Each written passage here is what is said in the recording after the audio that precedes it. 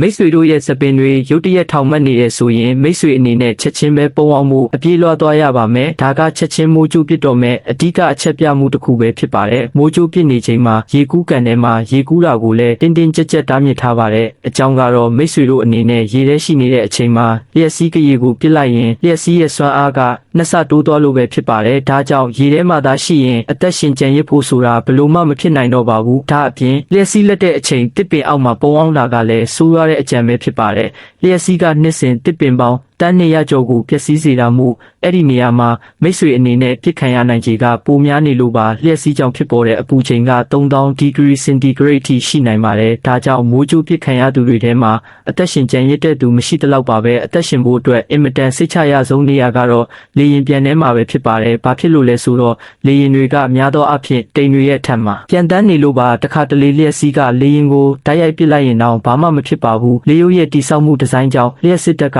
လေရင်တောင်ပံကနေတဆင့်ဖြစ်သွားပါတယ်ပြောရမယ်ဆိုရင်တော့မိုးကြိုးပစ်တဲ့အချိန်မှာအိမ်ထဲမှာနေတာကအကောင်းဆုံးပါပဲဒါပေမဲ့အပြင်ထွက်တုံးမှာတိုက်ဆိုင်ဆိုင်ပဲလျှက်စီးနဲ့တွေးခဲ့ရင်တော့မြေပြင်ပေါ်ကိုပဲဖြောင်းလဲပစ်လိုက်ပါဘာလို့လဲဆိုတော့လျှက်စီးကမြင့်လေပိုပစ်လေမို့လို့ပါပဲဒီဗီဒီယိုလေးကိုကြိုက်နှစ်သက်တယ်ဆိုရင်တော့ကျွန်တော်တို့ရဲ့ Creative Studio လေးကို like and follow လုပ်ခဲ့ပေးကြပါဦးနော်